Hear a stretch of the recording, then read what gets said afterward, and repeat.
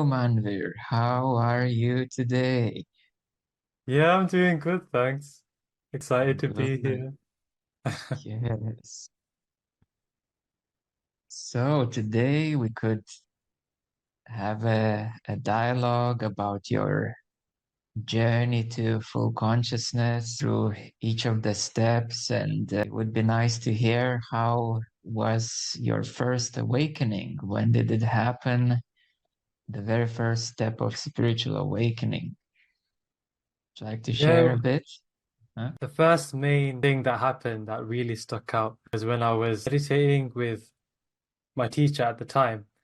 And in the meditation, I suddenly just had this like massive crash of light. And it was like I could feel each of like all my cells vibrate, this kind of feeling.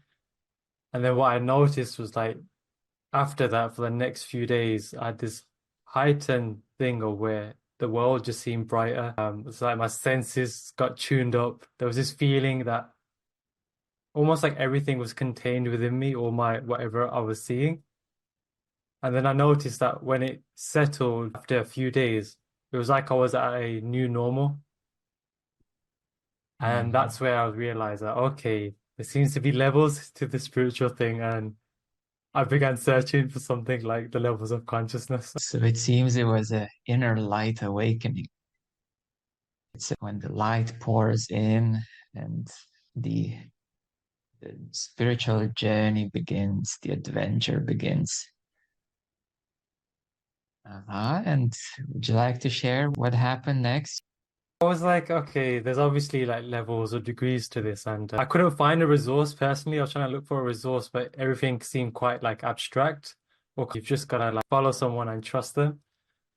And then in searching, I somehow came across Amrita Nadi and the spiritual heart on the right, and there was a very few videos on YouTube about it, and one of those was yours that actually went into more detail. And then when I clicked on it and I saw the New Humanity webpage and that, oh, there's levels that are really like detailed out. And I was like, okay, I found it. Great, yes. And your intuitive inner self was guiding you towards the much deeper self. So that's really good that you directly found the way into that which can lead you to the very core, to the consciousness itself. Right. So we met like about 3 years ago. Yeah. How was the beginning for you? I was really surprised because that meditation experience I had with Lina Light, that was the first time I experienced progress in that way. And so when we initially had our session, I realized that the experience from it that, oh, like you can actually have a noticeable increase or a noticeable progress. And up until there, it wasn't a thing that I was aware of. And I also remember reading about the higher self page after I realized that that's where I was tuned to. And I'm like, oh, this is exactly what's been happening. Like it was like my intuition before. It was like I really had to concentrate in meditation to kind of get some guidance. And I'm like, oh, intuition is starting to become almost my way of thinking almost, which is really nice. Yes, when we met, you were at higher self, and your higher self was pointing very well that there is a deeper path and more connection. So we started to work on inner love, and that was pretty easy to open up into. It was because I have quite a logical mind. It was such a big relief to come back to the heart. And I just remember when we had that session, I was experiencing a lot of almost like contraction. And then when we had that session for the first time and opened up, it was just such a big relief and opening. I'm like, I didn't know I could feel this good. It was a really lovely feeling. And how was inner love generally for you? Inner love was I would say excitement was a big word during inner love. Like I was very, I remember it became an obstacle a bit later, but it was very, excitement was there. It was like a deeper compassion I not started to notice with people around me. A lot more patience as well. It wasn't so, when you start with the spiritual stuff, you kind of feel like, oh, everyone needs to know this. And you kind of become like a dictator almost. But that really allowed me to soften up, and softening was like a really big thing for me because I noticed being very logical that I was quite dry almost. And so coming down to the heart was quite a new experience for me. And I would say I did notice, like it was mentioned in the description, that these kind of, it was a bit like a roller coaster ride, like the really good up days, but then there were really like crashed type of days. Uh-huh. Yes, and then stabilizing more into unity consciousness. How was it for you to experience that phase of the journey? I would say that was quite subtle but noticeable. The feeling of oneness, particularly I just felt when I was going to like park and I was seeing the animals, it kind of felt a bit different. And even being in nature, I felt you could say more connected than usual. And this general feeling of just being one with things, like separation, dissolving in a way. It was more that type of feeling, and it was definitely more subtle than when I came into inner love, but noticeable. Mhm. Yes, more integration, more expansion of the heart and connection with the environment, with the nature, with the earth. Okay, and then we started to work on presence, preparing for it. That was quite, for me, it was quite a funny time because I was someone who I always had a big focus on like subconscious healing and subconscious work. And I was like, I was so like, I was like number one kind of promoter of this. And then when I came to presence, I'm like, I feel like I just wasted a lot of time because when I came to presence, it's like this big, almost like train crash, not in like a bad way, but I'm like, oh, there's a lot more that I didn't realize was there that needs healing. And it was quite an awakening for me, and it was quite a funny one. I'm like, okay, here we back to square one, but like in a higher way. And in presence, I started to realize more and more of kind of like the spiritual ego that I personally had, even though I wasn't necessarily outward with it. I could definitely tell that coming from inner love and unity, that, oh, I did have this like shell of spiritual ego. And presence also was very liberating because I was able to learn how to heal, but in a very simple and effective and just like calmer way instead of before when I was trying to like dig everything and try all these different techniques. Mm. And going behind energies into the space, beingness. How was your experience of a sense of being and presence in space? It was so liberating because I could finally just like, relax. I could just take a step back. Up until that point, I hadn't, fathomed anything of that type of thing of taking a step back from energy. It was like a very new concept for me. So being able to do that, it highlighted as well a lot of the barriers as to when I was looking at the Enlightenment type of work before. I could start to begin to see the mental philosophy that you develop when it comes to enlightenment and non-duality versus how it actually feels experientially. It was like beginning of realizing that, and that's to where I went astray.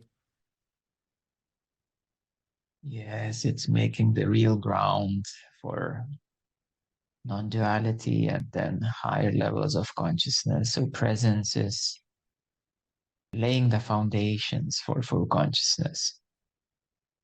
And as it was settling in and opening more to non-dual state?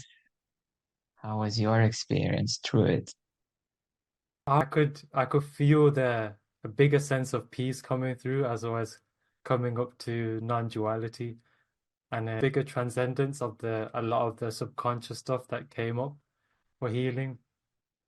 And I noticed one time I was in a retreat with Leon, online retreat, and I had this feeling of this very good, like high, you could say, and also the pain or the thing that needed healing. And I was noticing that, oh, I can experience both of these together at the same time and be a container for it. And so that's where I really started to get a better understanding of this non-dual space and just being the container of what I'm experiencing rather than being in it. And in terms of your inquiry into who am I, how was that shifting? Oh, yeah, that was because again, before I came across humanity, I tried the self-inquiry process and it was almost like a machine gun, like constantly asking, who am I? Who am I? Who am I? And so to experience the contemplation and the openness now when I use self-inquiry, it's actually doing something. It's actually giving me this sense of openness when I ask it. Whereas before it was just like a research, like, who am I? And I'm just looking at something in this contracted way. Whereas now it's like, okay, who am I? And it's like openness, a contemplation, a meditation that I fall into when I was at this stage.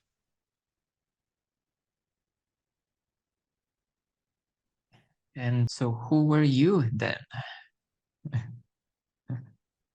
while doing this inquiry? Felt like a presence. It felt I felt like in this body, whereas when I would say, who am I? During that stage, it was like a more non-local is a word, and it's just being behind my experience. Good, good. And then opening up to awareness. That was very luminous. I understood also why you mentioned that enlightenment, awareness being the first stage of enlightenment, because it truly is like the lights come on. And it was interesting because I could feel like compared to awareness when I came to awareness that presence still had this locality to it, whereas when I came into awareness it was like everywhere at once, and this feeling of transparency, this transparency that is just embedded in experience. And it was a great relief and a great break from presence. Feeling much lighter, much more free, luminous, transparent. The locality of I am or presence is then seen clearly in awareness. So you spent some good time to settle into awareness, strengthen up what you recall through during that time. There was definitely it was interesting because I experienced a kind of like an urgency, like, okay, I'm at awareness, let's keep going forward. However, as we took our time, I realized, oh, like there's a need to strengthen it. Like when you decide to have a more intention of strengthening in awareness, I saw the luminosity, and I'm like, oh wait, hold on, this luminosity hasn't stabilized and strengthened yet. And so as I stabilize and strengthen, it's like you become more unwavering. And so in terms of being pulled into your experience, you're able to just hold it and be there stronger. And it was very integrative, and healing felt a lot more lighter and easier than it did in presence and non-duality. I would say a greater capacity, a greater power, and It's much easier to tackle what's below the experiences, the energies. So that prepared you for the great void.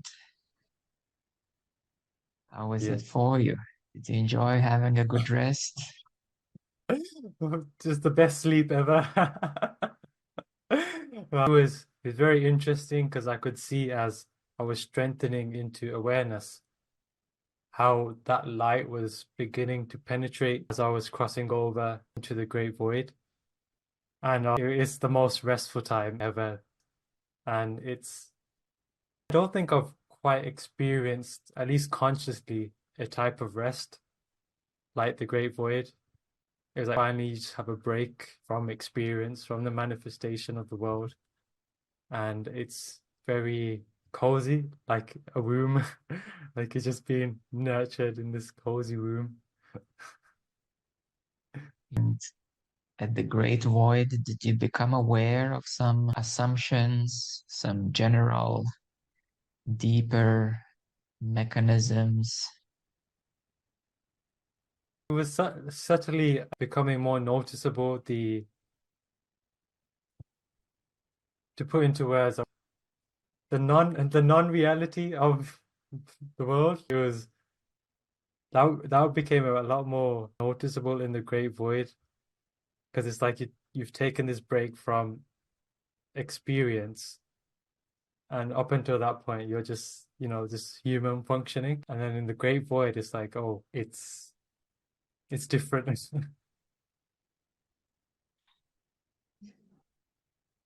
Yes, it's entering the unconsciousness or the deep sleep state, but now consciously and becoming aware of, as you said, of a non-reality of the world, of, of the universe itself.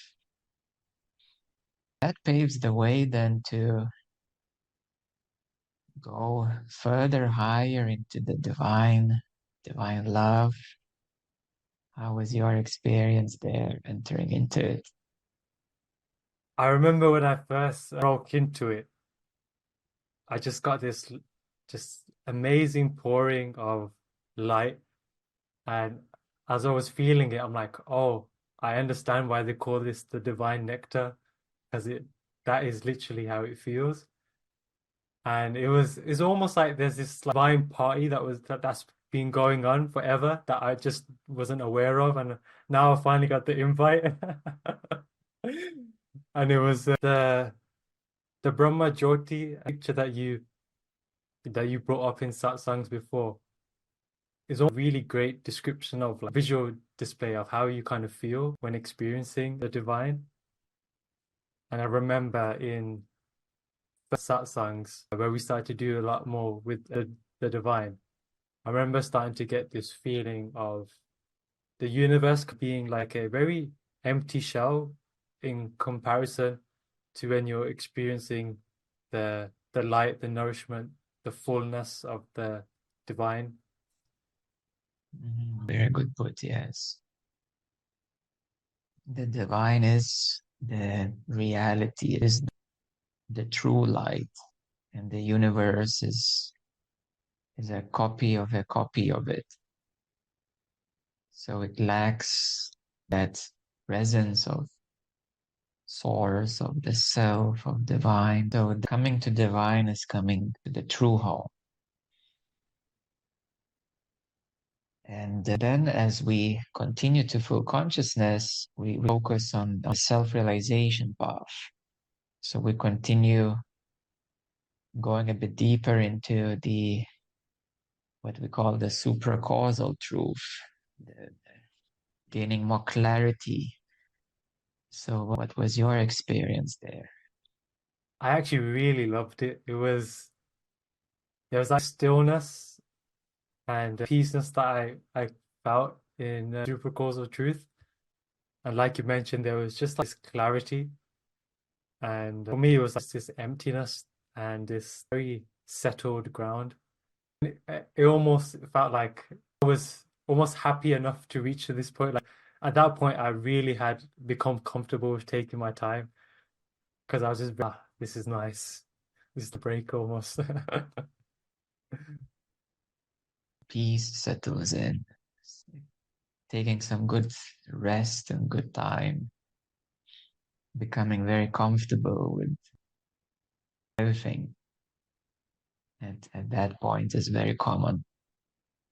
But the self or God wants us not only to be comfortable, but to be fully here now, fully with everything.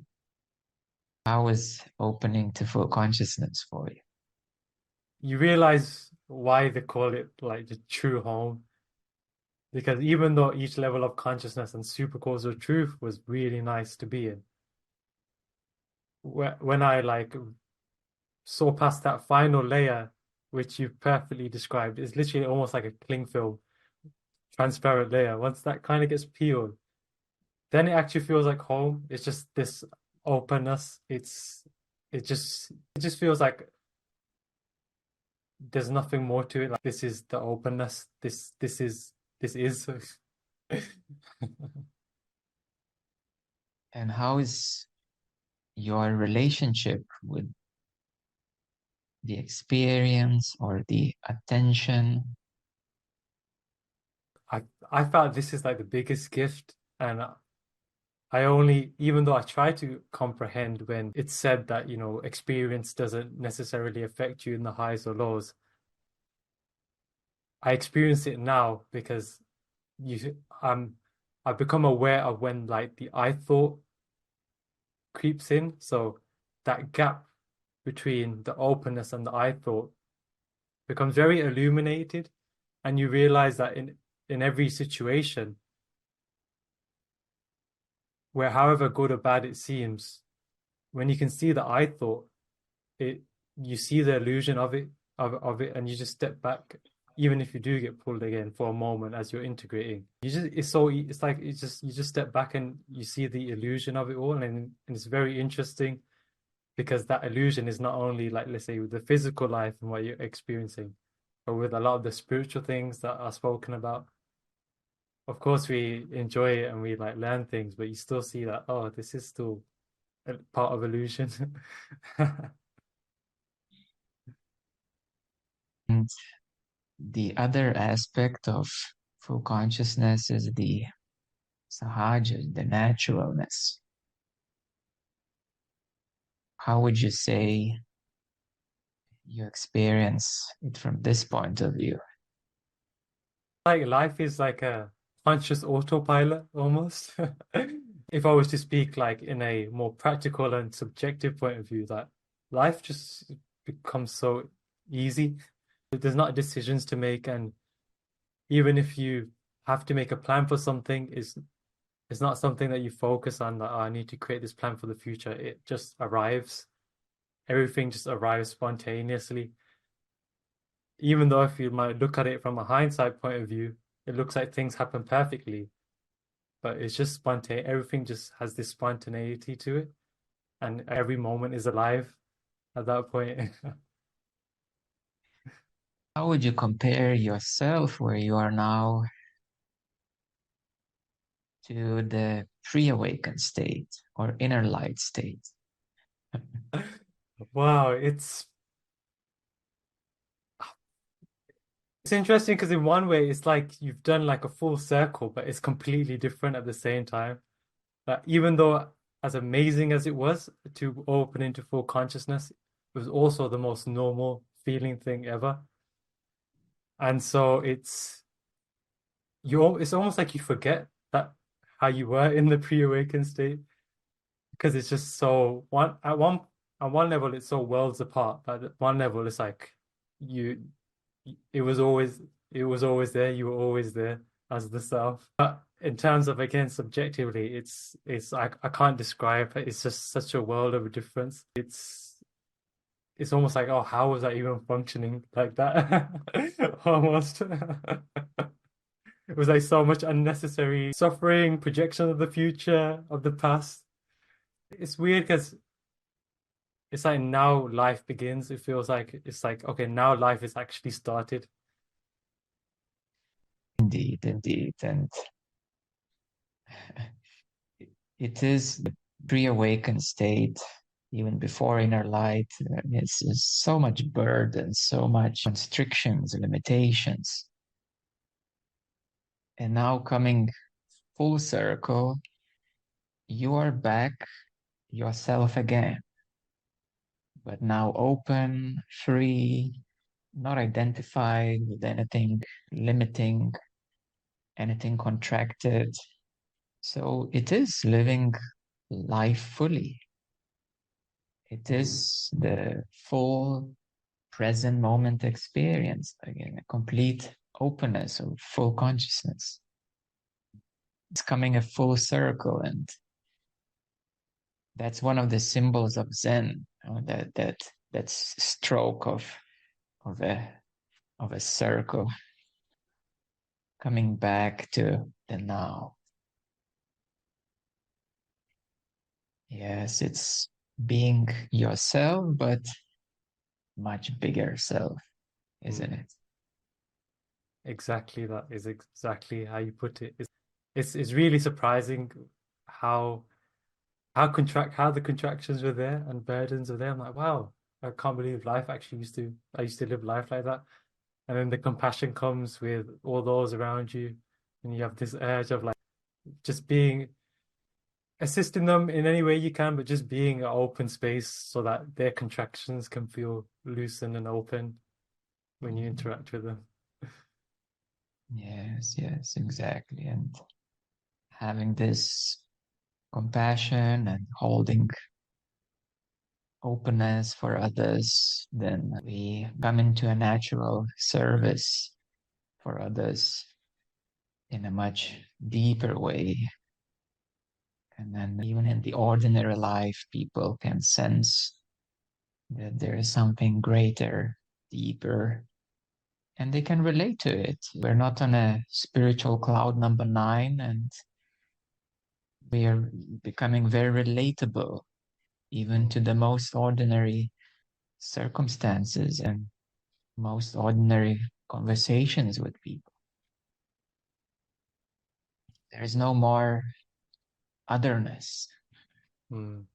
I was gonna say that's literally one of the things I enjoy the most is that it doesn't matter if I'm having a spiritual conversation or a normal conversation. They're both just as blissful. Indeed. What a beautiful journey.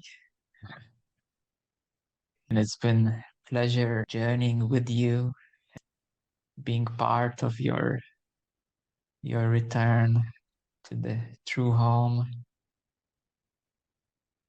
And as a guide, it's the most beautiful experience to help someone out to return to that, to recognize this openness. And because in this openness, that's where we're totally one. And we can just see the attentional differences, so to speak, but that's not difference at all. It's all in the same openness, in the same awareness, same consciousness. And I'm like it's like the biggest gift is self-realization. So, the gratitude is immeasurable that I have for you. And it really I just feel very lucky to have this journey expedited because I feel that such an important thing is the guide that you have, the teacher that you have, because there's so many points along the journey where I personally even tried it. I'm like, okay, let me just like put in max amount of effort and then we'll come have a session. And I'm like, oh, there wasn't much progress. But from that one session alone, that progress, I did more progress. And then when I was trying to do so much effort on my own, and you begin to realize that, oh, it is really important to have a guide and to reflect that presence to you, especially when it came to like divine love and above also, like, even though I was progressing, I could feel that it was because of the transmissions that did a lot of the assistance because I almost, especially with divine love, I almost didn't know what I was doing. However, I could feel that I was progressing and at that point, I really realized that, oh, the transmissions are really, really necessary at this point. Yes, yes, it's the grace that lifts you up. It's the alignment with the source, the grace that the ladder to the higher. The transmissions are this grace from the source, and this body is just a vehicle for it. And sharing a transmission is the most beautiful, blissful, and rewarding experience. Okay, so how is life now? I can't describe how amazing it is, how to be able to just live openly, not be bound by past, future, at the same time not being irresponsible for it. It's just that there's a contentment when nothing matters, but in a not in a subjective way, in an absolute way, that nothing is enticing enough to draw you away from the self. So it's like an eternal rest, eternal bliss that just keeps getting deeper and integrating more and more. And of course, it's a continuous integration, continuous deepening into it, continuous advancement or mastery of what is here, and experience and energies and service to others. So the journey never ends, for the self lives forever, eternally now. We are continuously aligning to the self, all the forms, all the vehicles of consciousness, integrating it deeper. Beautiful, beautiful. Well, thank you for sharing your wonderful journey. It's been a pleasure. And of course, we know that there is much, much more, although not that we seek for it. It's just most exciting, most rewarding thing to do is to continue deepen, continue helping, being in service. So may it be so, and in this most joyous, graceful, and loving way,